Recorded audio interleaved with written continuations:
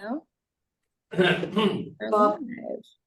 So our authors roundtable is to discuss the path to publication, and we've already kind of touched upon this during our little chit chat before this presentation.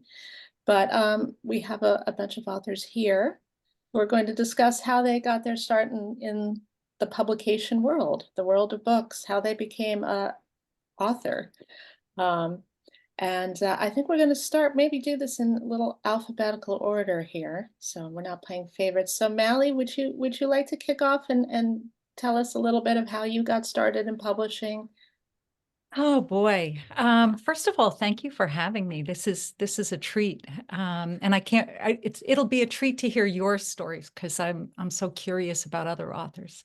I'm Mally Becker. I'm the author of the Revolutionary War Mystery Series, and the newest installment in the series comes out in a few weeks, January 2nd. It's called The Paris Mistress. And it takes my series protagonists to Paris, where they think they are giving up their role as spies for George Washington until a attempt to bribe our ambassador there, Benjamin Franklin, leads to murder. ... I started writing while I was still a full-time attorney about 10 or 12 years ago. I did not expect it to lead to publication.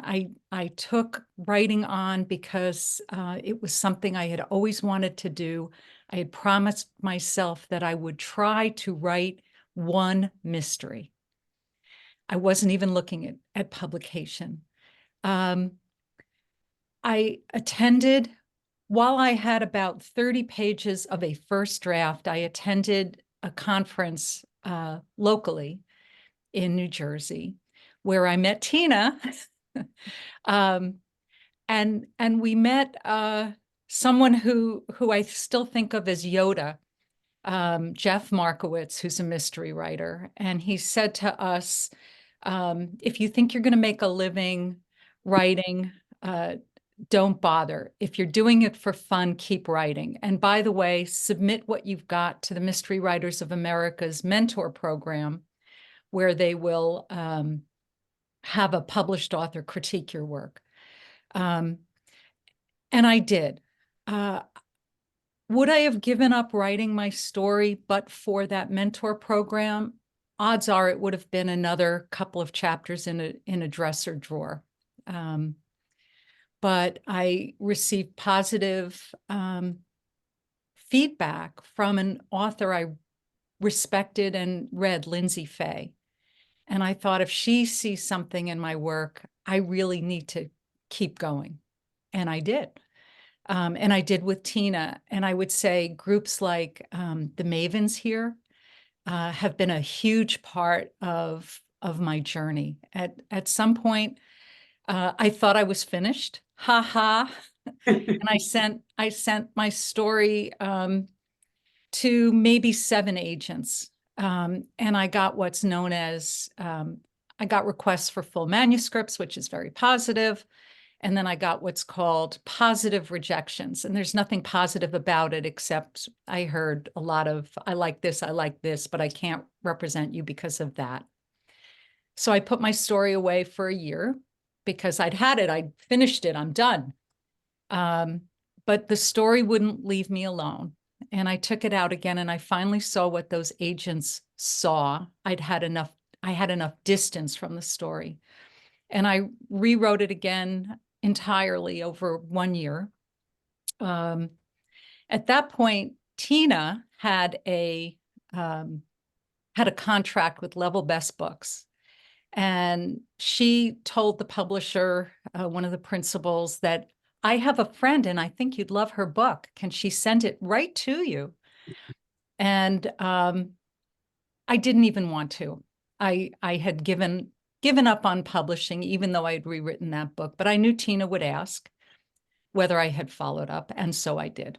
And within 2 weeks, I heard back, we would love to publish your book. And by the way, is it a standalone or a series? And I had never thought of writing a book too, but I said, oh, it's a series. And I ended up with a contract for 3 books. And the third one, as I said, comes out quite soon. It's been one of the biggest, after marriage and motherhood, it's been the biggest adventure of my life. With all the stress and worry that goes along with it, it's still been amazingly a positive experience. So that's my journey. Wow. Well, thank you. Jacqueline Bolden, if you'd like to tell us a little bit about your publishing journey and how you got started. Sure. My desire to publish a book, to write a novel, began in high school. And at the age of 69, I became a debut author. So it took a while, like a lot of people. And I heard agents say, you know, something like Paula Meunier, who we talk about sometimes, she said, most people will be their third or fourth book before it really takes off. And mine was the third book. I took courses, I depending on where I was, I took courses in Orlando when I lived there. I took a lot of courses through Penn. I took courses from Writer's Digest Online, which I can't say enough about. The ability to take courses like those to help me become a better writer and to understand the publishing world better. I had a lot to learn. So the first book, I didn't know anything. The second book, I still didn't know much. It was better. I queried, I got no interest. And then I had to write Her Past Can't Wait. And I just said, okay, I've just had to stop working on that one. So I wrote Her Past Can't Wait, and it went pretty quickly because I had to have a solid outline because it deals with psychotherapy sessions, and they had to be in a strict order. And everything else kind of filled in around it, although there were still a lot of surprises that came up during the writing. So after about a year, I started querying, and I felt pretty good about it, and I got nothing. So I said, okay, and I took some more courses, and I learned some more things, and did some more research, and I queried again, and I got a request for a full. I got some really good feedback, but nobody wanted it, and then I moved. So everything kind of shut down for 6 months, and when I was ready to put it out there again, just the idea of querying just sapped my energy. And I said, I can't do it. So I looked around, it was beginning of COVID, maybe second year of COVID, and read all the stories about how people were self-publishing. And I said, you know what, I'm going to explore that. And first thing I did was find a group on Facebook, the Women's Fiction Writers Association. And I joined them. And within them, they had an indie authors group. And within them, they had a debut authors group. So I kept drilling down, and I connected with a group of people. We were all new. We were all learning this whole self-publishing world. And because of that experience, I was able to go forward. And it's a lot of work. We were talking about this earlier. I have a benefit of being a journalism and public relations graduate. So I know the media. I know I'm not a really good PR writer. Which I don't know if Cheryl's still listening, but one of the hardest things I found was writing fiction after 40 years of adhering to facts. But I'm happy to say after my second book now, I'm really good at writing fiction. I don't know if I should be as proud of that as I have come to be, but it's all part of that process. You know, I think everybody goes on their own journey to get to where they are. And I read about people who publish at like 24, and I'm like, wow, they're either great writers or they have experiences that I can't call on, and so I think everybody, it's in their own time, gets to where they need to be. So in my second book, thank you, Cyril, for your kind words, is, like I said, coming out at the end of January. I didn't think it was going to be a series. I'm not writing cozies because I don't like the cozy rules. But one day I was driving around running errands, and the first scene of the next book after this just wrote itself in my head. And I said, oh, I guess I'm writing a series after all. So I was kind of excited because I liked the characters, and I didn't want to leave them yet. But I'm like an 18-month writer, so it'll be a year and a half before that one comes out. Hold up your book so we can see the title. It's a not for resale, so there's a line in there that's funky, but it's Family Ties, Family Lies. It's about a woman who moves to upstate New York to care for her ailing mother. and she uncovers a web of secrets that her late father left behind that changes everything she thought about family. A little bit of mystery, a little bit of women's fiction. Terrific. Sounds Good. Thank you. So Bob at the library, Bob Knightley, would you care to share how you entered publishing, how your first book got published?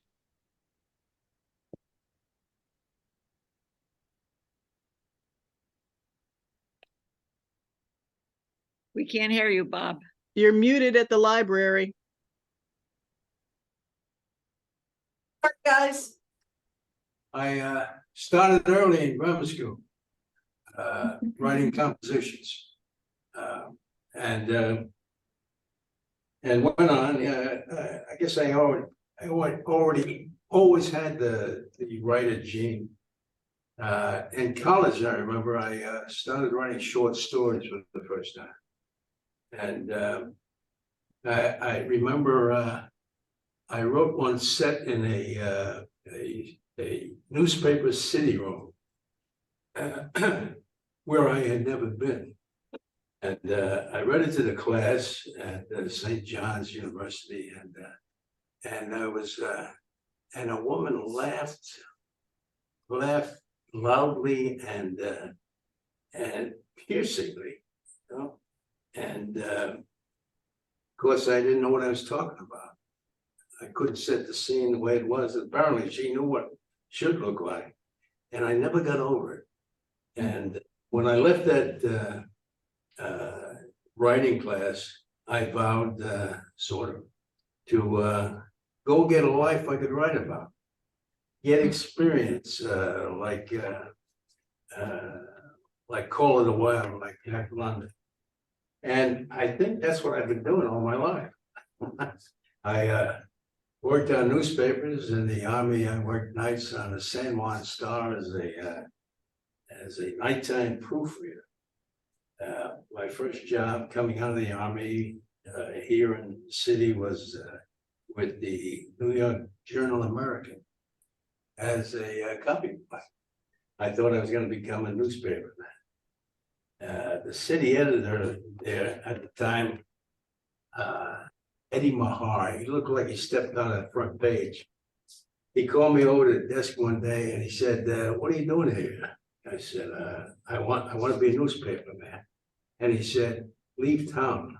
Well, he was right, because 6 months later, the New York Journal-American closed down. And I got a job in public relations and editor of business magazines, which bored me stiff. I ended up joining the New York Police Department since I was only 26 years old. I figured that would be interesting, and it was. 20 years it was. And that's where I started writing again as a policeman.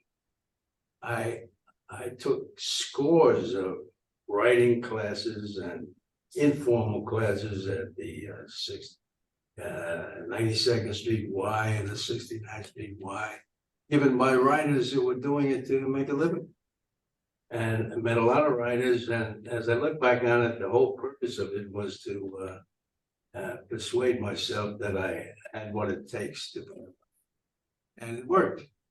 I only remember one name out of those years, and it was Robert Phelps, who taught at the New School. He was a biographer of Colette, and he wrote only one novel in his lifetime.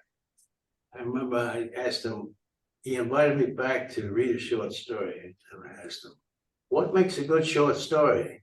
And he said, "If I remember it." And that stuck with me. So I sold a short story back in 2002 when I was still a policeman. And a friend of mine, we wrote a script which we sold to Aaron Spelling TV Productions and NBC. They flew us to Hollywood, put us up at the Universal Studios Hotel, and we met the guy who ran the NBC at the time. Forget his name, but when we got ourselves an agent, and she told us that we were big in Hollywood at the time. Our names were big. They had flown us out on first class. We got paid for the script. They decided not to make it, and they flew us back coach. But so I started writing a novel, first novel, which was Bodies in Winter. Actually was based on the character, the real life character. When the man was sodomized in a Brooklyn precinct back in 89 or 90. Admiral Weeman.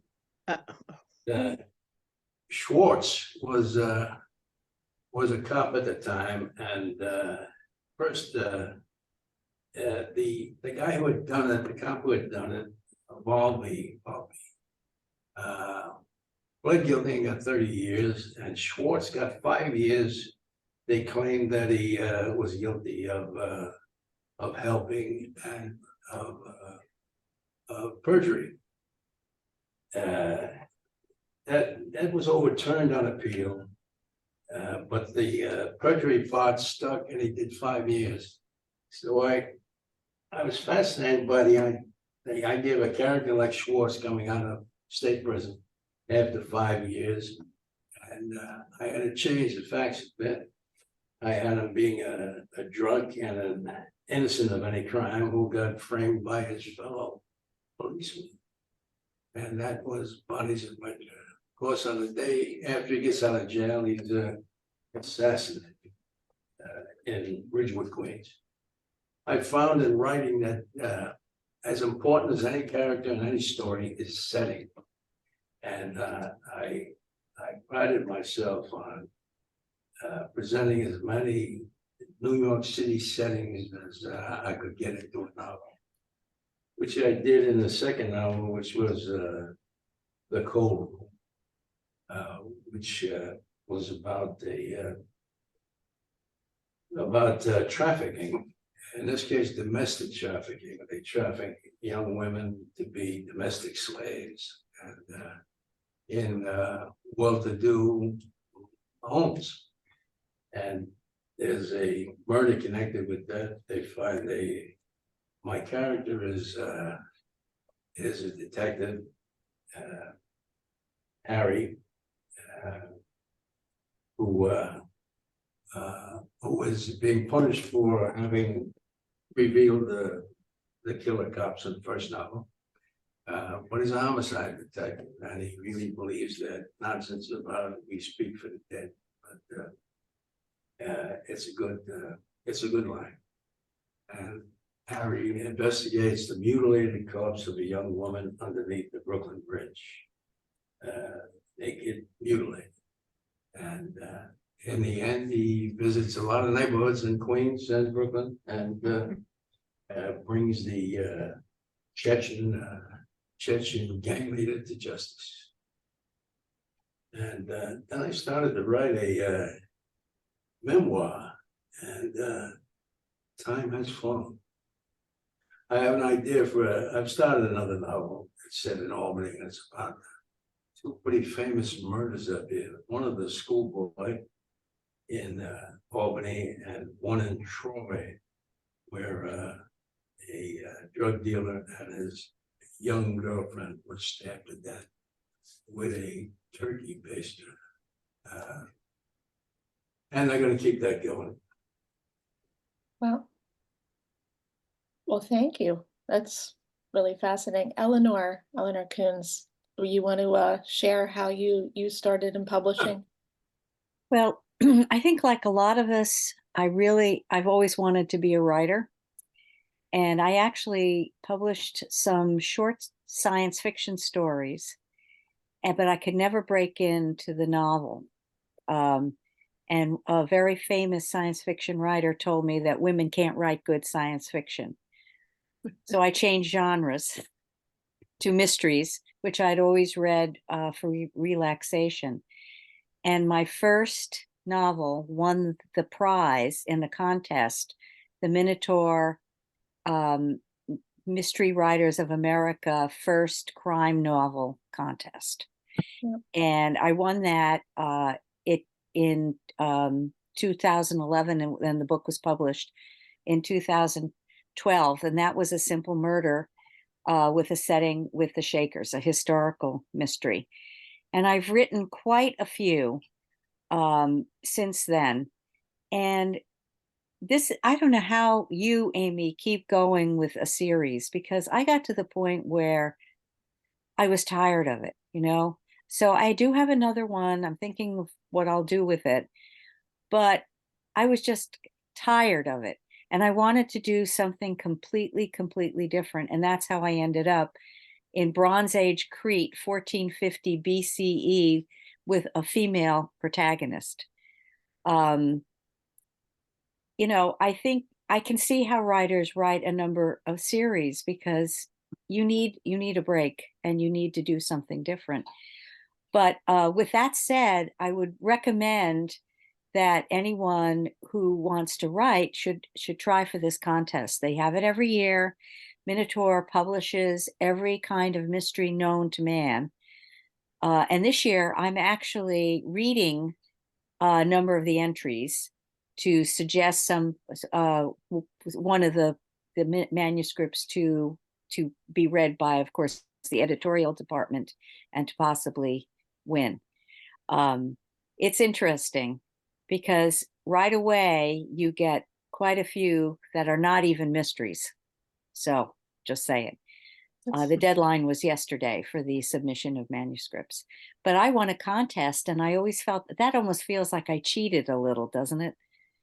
That you should have gone through the whole publication, you know, thing and effort and all of that, but I won a contest. And it's a great book. Oh, Yeah. thank you. Absolutely. Lita Sedaris, would you like to tell us your path to publication? Thank you. Yes, I would. And I'm going to write on the contest idea, because what I did was I entered a contest to attend a writers' conference, the San Francisco Writers' Conference, and they wanted a couple of chapters of a work in progress. I happened to be writing something at the time that was historical fiction. That's about as far as I got, was 2 chapters. And I submitted it and I kind of forgot about it. And I got a call by an agent saying, "You won." So I got to attend the conference. And what I really wanted to write, like most of you here, was a mystery. But I found it so daunting because 80,000 words with twists and turns, you know, how was I going to accomplish that? The impossible task is how I looked at it. But since I was going to this conference, I wrote a couple of chapters of a mystery. When I arrived, I had a little badge that said I was the scholarship winner, and all of a sudden I was a hot commodity. Everybody wanted to talk to me, agents, editors, and they asked me to send them my work, but I had nothing. I had nothing to send. So I went back home, and that was my motivation to write my mystery, which I did. And 9 months later, I sent it out to about a handful of agents. But unlike Mally, I did not get good feedback. I only had one respond. I was ignored by the rest. And that one said, "The only thing I liked about your manuscript was your title." And that was going to be my first book later, Murder and Other Unnatural Disasters. So I gave up writing forever. Forever lasted 2 weeks, because I had to finish this book. I had to prove that I could do this. So about a year went by, and I submitted my manuscript to another contest. This was the Helen McCloy Mystery Writers of America Scholarship. And I completely forgot about it. And then one morning, it was about 4 months before I was actually published, I got an email that said you had won this scholarship. I was one of 2 national winners. And I kept looking at the email, and I kept thinking, is this spam? Because I had forgotten that I'd even submitted it. And I really couldn't believe it. It took a few days before it settled in, because there was a money stipend with that too. Anyway, that made me a little bit more marketable, and again boosted my confidence. Meanwhile, my husband kept asking me, "How are you ever going to know when you're finished?" Because I rewrote the manuscript about 100 times. And then fast forward about 6 months, and I sent it out again. And the first person that responded, the first entity, was a small press. And the editor was so complimentary. She loved it. It was so clever, witty, humorous. I signed like within less than 24 hours because I was so excited. And after that, actually, I did have some agents that were interested, but it was too late for them. So fast forward, you think everything went fine. And it did for the most part. That was a very, very good small press. But my first book came out again. Everything went wonderful. I had a great review from Kirkus, a recommended review. But what I noticed was that publisher focused mostly on romance, and mine was a mystery. Not exactly a cozy mystery, maybe an edgier cozy mystery, because my small town is Southern California. I write the Southern California mysteries, and my heroine is a semi-professional. She's a lawyer who's the daughter of a late great PI, and she's got skills. So I wanted to find another publisher that focused on mysteries. And right about then, I heard about Level Best Books opening up to novels. So I was wondering, how could I? Everyone told me you can't move a series over. You have to stay with the same publisher. So I submitted a short story. I'd never written a short story before, to an anthology that Level Best was going to be publishing. It was one of the best New England crime stories. And fortunately for me, they accepted the short story. So then I happened to talk to one of the publishers and said, I've got this, by then I'd written number 2 in my series. I said, I have the manuscript for this. Would you be interested? And she said, yes. So then I had to review my contract and had another lawyer look at it as well. And I realized there was an out. And so I went to my first publisher and told them they wanted the right of first refusal. That's fine. They got that.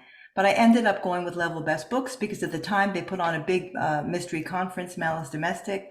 I thought that would be the way to go. And I did. And so my 6th book, Murderous Means, just came out last week. And so I'm very excited about that. But one last publishing thing, and that is that 20 years or more, I wrote a picture book for kids. And at that time, I got Scholastic interested. And we went back and forth, and ultimately they declined. So I had 2 little kids. There's nothing I could really do at that time, and I just kind of put it aside. Fast forward, and my first publisher opens up a kids publishing arm. And so they took my book. Again, over 20 years later, I got The Cookie-Eating Fire Dog published. Never expected that to happen. So anything is possible in the publishing world. And that's very true. And I think I think another message to writers is not to give up, and that not everyone's journey to publication is a straight line. For me, I wrote my first book basically on a lark. I was working as a document imaging manager. So we were in Yale University scanning all these, books, little white cotton gloves, and it was fascinating, but it wasn't very creative. So I'd always loved mysteries, and I decided to write one that I would like to read and that I found fun and interesting. And then I just started querying. But in the meantime, I just sent it out, didn't expect to hear anything, and just kept writing just for fun. And then I got a call one day from an agent, and she loved it. And from there, she submitted it to Midnight Ink Books, which was a new imprint at the time, brand new. And so they signed me for 3 books. And I ended up doing 4 in that series. And then halfway through, they signed me to do another series. The first one was historical. It was the Marjorie McClelland series, set in the 1930s. But they wanted something contemporary. And I had moved from New York to Vermont and was working as a copywriter for Vermont Country Store at the time. And so I set my next series in Vermont. And they also, however, we were speaking about writing to trends earlier and how you shouldn't. They wanted this series to be a crafty cozy mystery. They wanted the protagonist to do crocheting or quilting, and I don't do either of those, but I do know how to do cross stitch. So I kind of pushed the cozy envelope a little bit by making the protagonist do subversive cross stitch patterns. So yeah, bitch and kitchen and yeah, things like that. So and that went really well, sold really well, made the Amazon bestseller list. And then Midnight Ink closed. So I was left without a publisher. However, I was also having some personal problems. My marriage had broken up. It was kind of a dark time. And my agent, bless her heart, stayed with me, stuck with me. My ex wanted my books as part of the property in the divorce, and my agent stuck with me through that, said they're not worth anything unless they're with the author. So went through that, and she and I were talking. She had a call for a veterinary mystery. And I said, well, I'd like to give a shot at that, start something new, a new series, start fresh. And I submitted it. She thought it was great. And the publisher rejected it, but my agent loved the 50 pages that I had written so much that she encouraged me to, I was always posting recipes and this and that on Facebook. And she said, you love to cook. Why don't we take this, make it a culinary mystery series, give it some punny titles. And we worked on it together, and that went to Severn House and got almost an immediate response within 2 days. I think that they loved it, wanted to publish it, and here I am 7 books into that series now. And the series from Midnight Ink actually got picked up from Beyond the Page. So they re-released the first series, the Marjorie McClellans, and they picked up the Vermont book that I wrote, and they've signed me for 4 other books. So I think there's a message that you can't give up. It's like life, you hit pitfalls and obstacles and hurdles, but eventually you'll pick up that thread and now, yeah, just put out 3 books this year. So you never know. Like Lita said, you just never know. So is there anything any bit of advice you would like to give writers trying to publish that first novel? Any of our writers here? Some advice? Mally, would you like to start off? I'll just reiterate what you and Lita said. The most important thing is to keep going. And if one door doesn't open up, just look around and see what other options there are. Because I was reading a story yesterday about a prolific writer in the 1930s who wrote the story on which It's a Wonderful Life was based. And his story was rejected so often that he finally self-published it and sent out 200 copies as Christmas cards, which is when Frank Capra got a copy. So you just never know, and keep writing. Jacqueline, is there anything you can add? I would say you need to know what you don't know. And I say that because when I sent out the first book that didn't get published, I didn't know a lot. And so that's when I went to the Writer's Digest conference. I looked up online, and I started taking courses and workshops and finding people. And I think you have to just keep reaching out to learn the business. Also, I was a trained journalist. So when I graduated from college, I started in radio, and I laughed and said, that means I just cut my sentences in half, which was sort of true.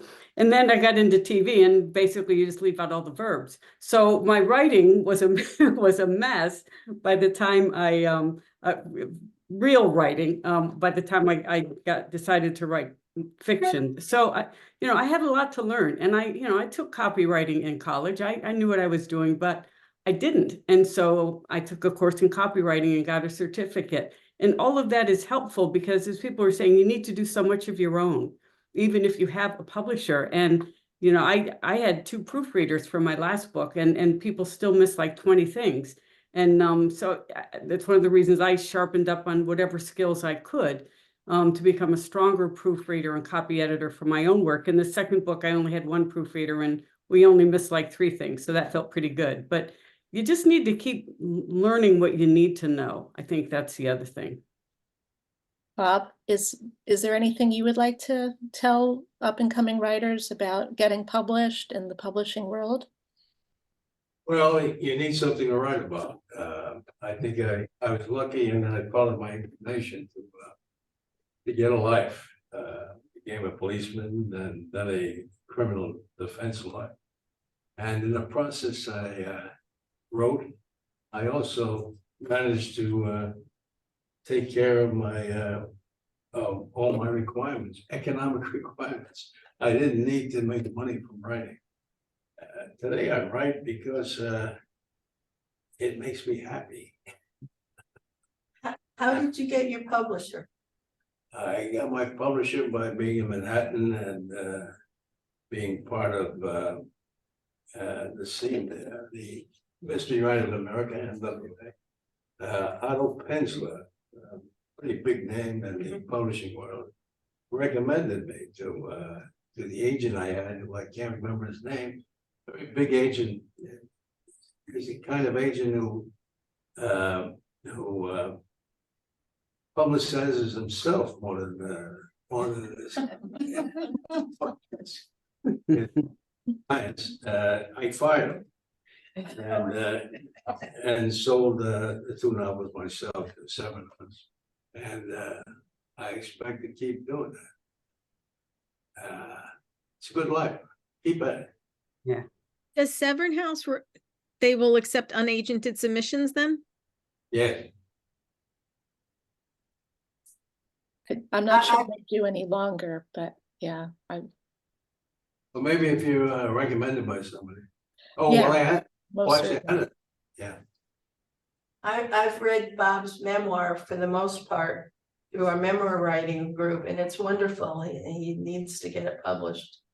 Needs to stop procrastinating. I hope to finish it before I grow.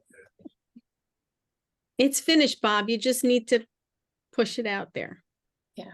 Glad you said that, Tina. Eleanor, is there anything else you would like to? Well, of course, you can't give up, but I also think you have to pursue all the different avenues. Like the whole contest thing, and I will also say I worked I was a librarian my entire life. I didn't stop working until the pandemic when the libraries closed. So I was in the world of books, but it is very, very different than actually being in the publishing world. And I agree with Jacqueline, you have to learn the business. And I wish I had known more then that I actually know now, but I wish I'd known it then. So you really have to educate yourself. And I think for me, it was so much, writing is so much of a passion. It's so much a bigger part of who I am that I kept writing even when I wasn't being published. And I think that really, if you get published, that kind of separates the sheep from the goats, because some people keep writing anyway.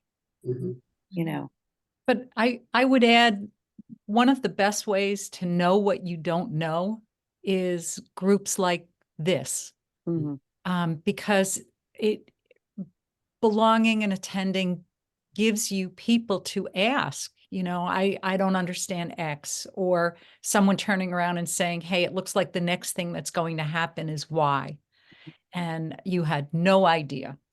You know what happened to me when I got my contract, like the next weekend, I sat down with the committee for the Murderous March planning. That was when we were doing everything in person. And Frankie was the first person to arrive. I was there, and then Frankie was the next person. And I excitedly told her, and she goes, great. You have a website, right? I'm like, no. She's like, you have a website yesterday. So when you leave this meeting, you go home and figure out how to get a website. And it was her urgency about that piece of information that made me do it right away. sometimes even if you're not asking, you're being told things because you're in this group.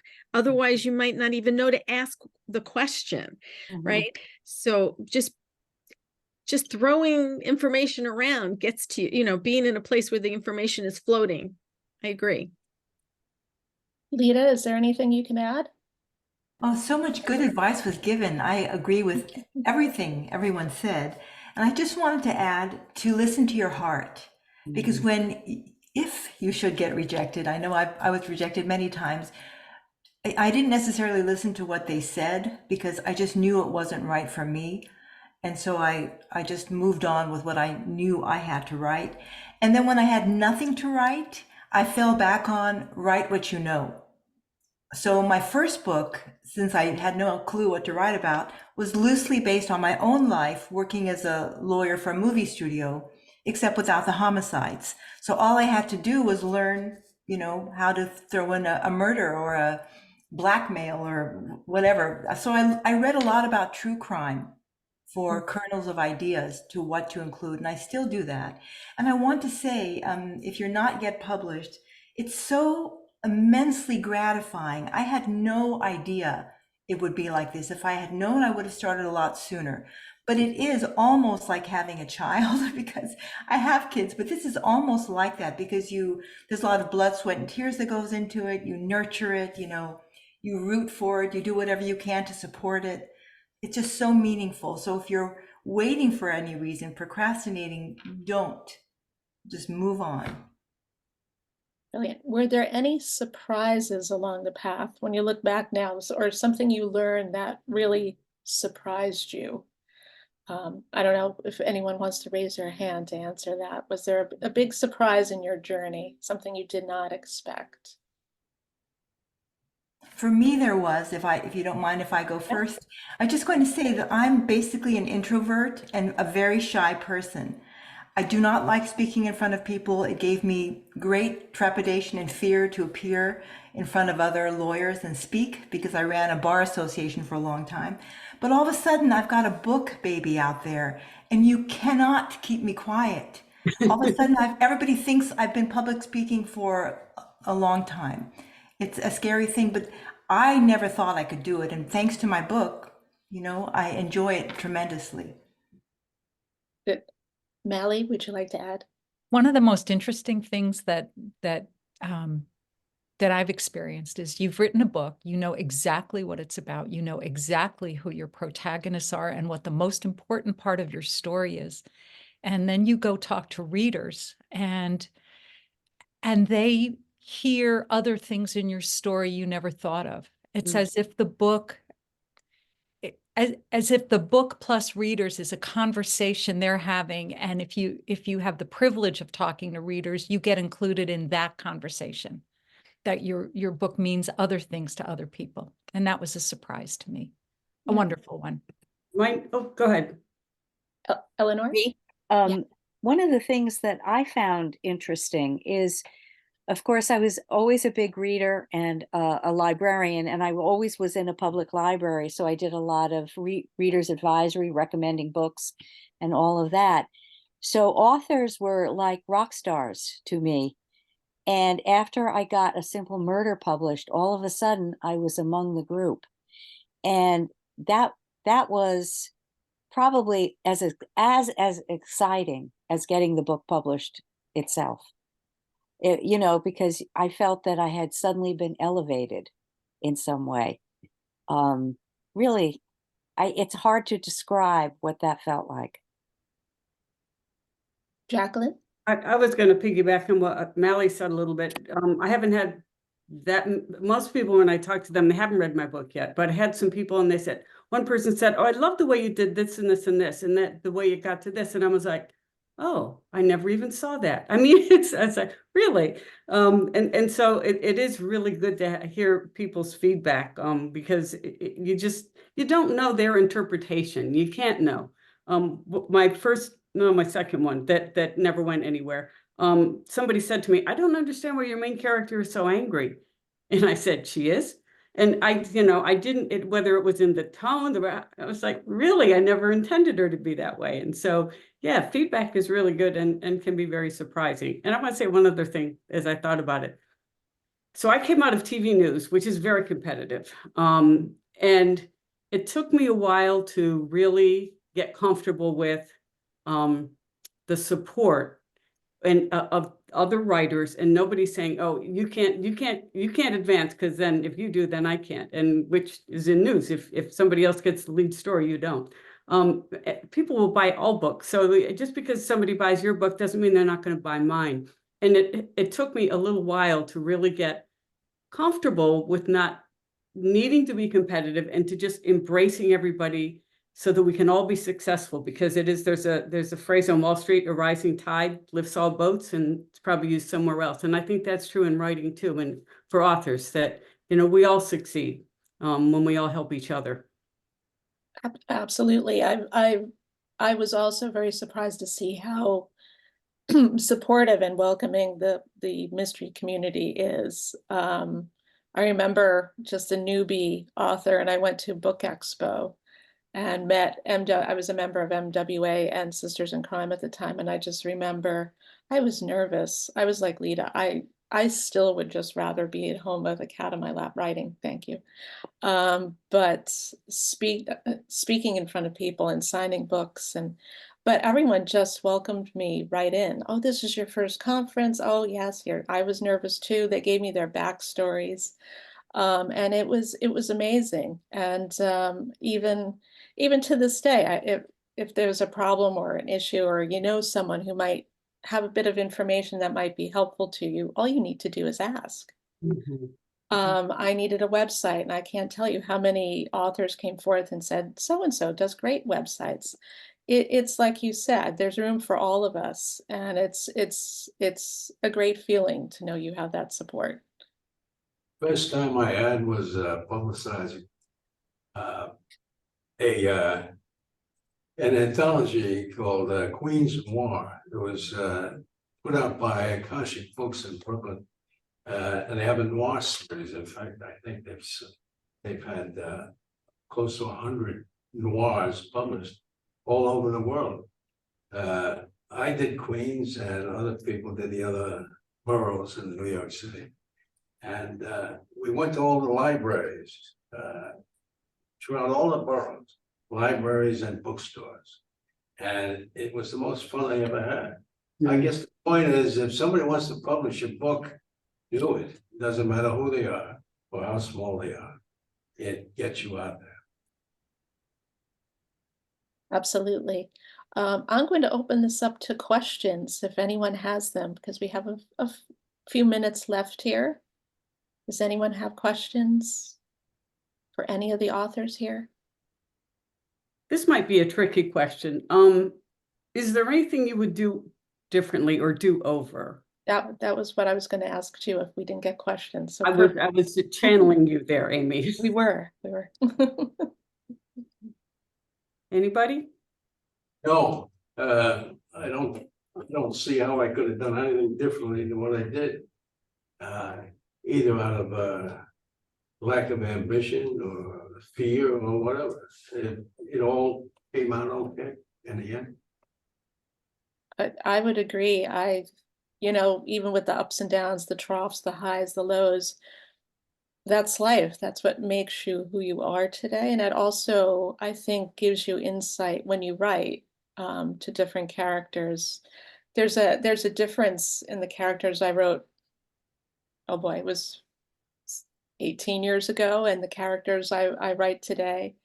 They've seen more, they've lived longer, they've witnessed different things. So I don't think there is anything I would do differently. No.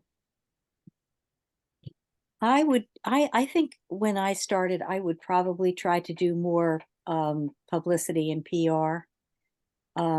I'm not an introvert, and I'm not shy, and you can't really be that way if you work in a public library.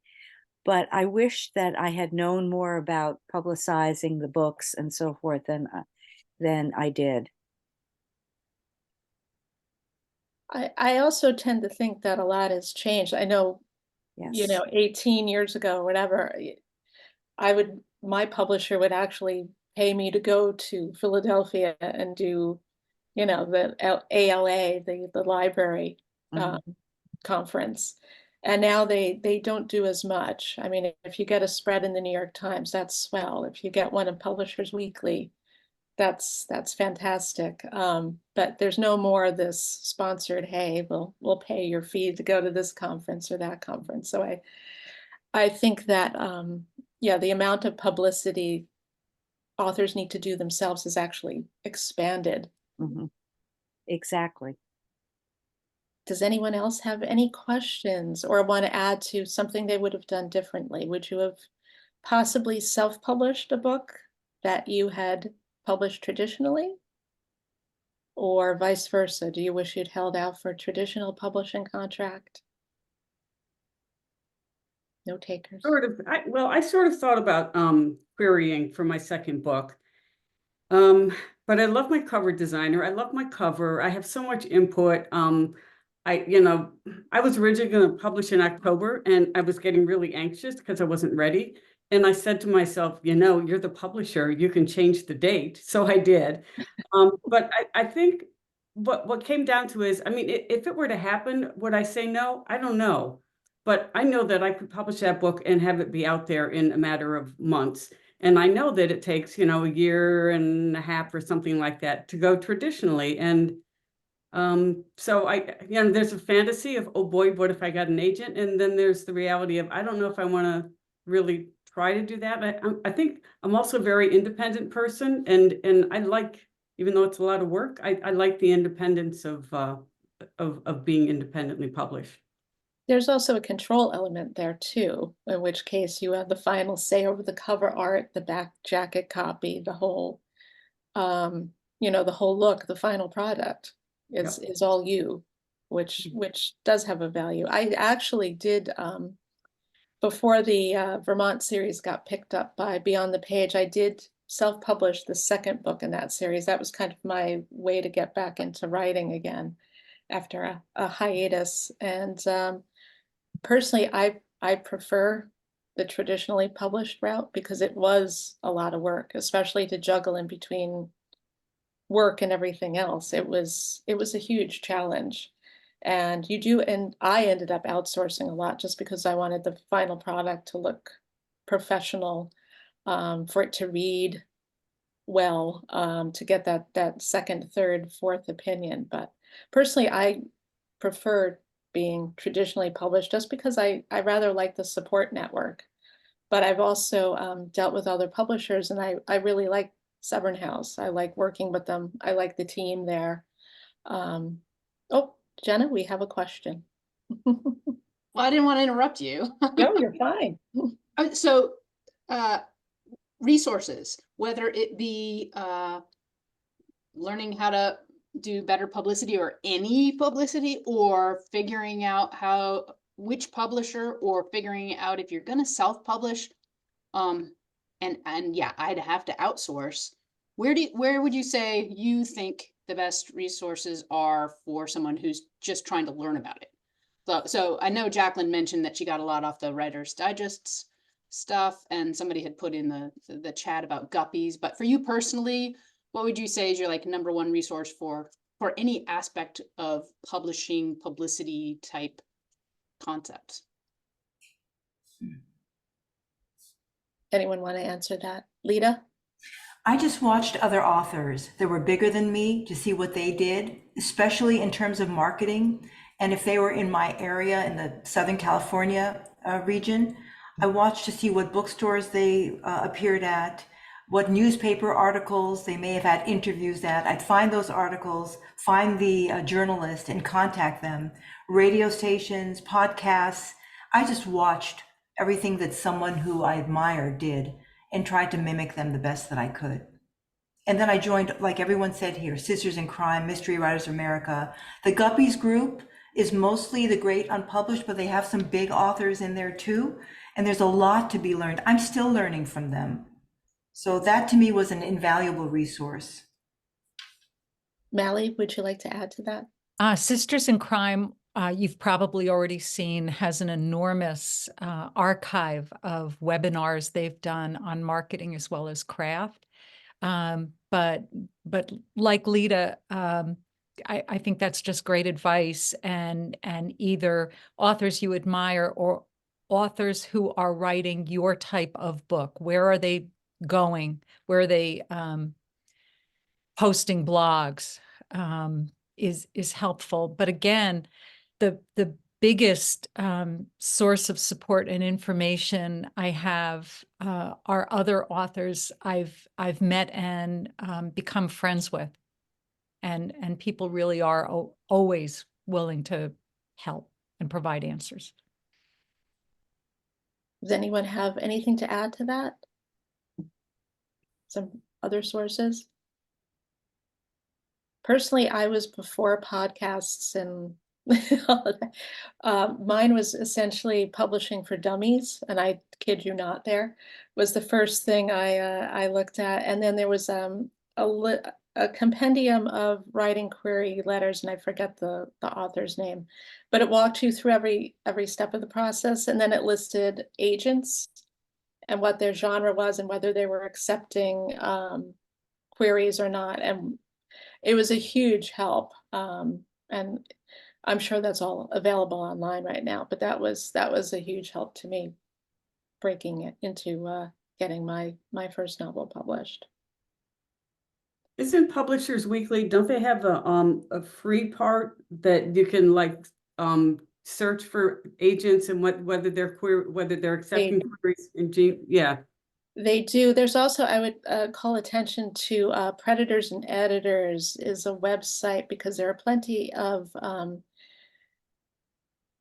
unscrupulous or publishers misrepresenting themselves. You know, even to this day, I get emails, I'm sure everyone else here does, saying, we saw your work at such and such a place and we can get you a movie deal and an option and this and that. And you look and it's some business in, you know, Toronto or whatever. And it's there's a lot of vanity presses where they're asking you to put money up front. So that's a caveat too. If it's great if you have an offer to publish, but if that publisher's asking you to put money up front, really think twice. Look up the name. I think it's Predators and Editors was the website, to really see if a deal is too good to be true, because it usually is. The other thing I would recommend is the Writer's Digest, the magazine, because every year they have a listing of agents who are searching for writers to represent. And they have other articles and so forth too. So that is an avenue. Absolutely. I think even Twitter has pitch days, right? You know, what used to be Twitter had, I don't know if it's moved to Threads or somewhere else yet, but there used to be Pit Mad. I think it was on Tuesdays or something, where you could do agent pitches. Yeah, I'm pretty sure that stopped. There's also Query Tracker. Yeah, excuse me, Amy, go ahead. No, go ahead, Lita, go ahead. There's also Query Tracker. They have a paid and a free version, and you can specify what kind of genre you're interested in, and they'll send you a weekly list of agents who are open to that particular genre. All good resources. So are there any other questions out there? I think we've got just about everything. Poets and Writers magazine is excellent for sources. Add that to the list. So are there questions? Anything anyone would like to add to our discussion here before we wrap up soon? I think we're done. All right, well, thank you everyone for joining in. Thank you to our authors for a really interesting, enlightening, hopefully helpful to someone out there looking to get their start. And a very happy holidays to everyone. Enjoy yourselves, take some breaks, curl up with a book to read, not write, not to edit, not to revise, and stay safe, eat some good food, and have a great break and take care, everyone. Bye now. Thank you. Thank you. Thank you. Thank you, Amy.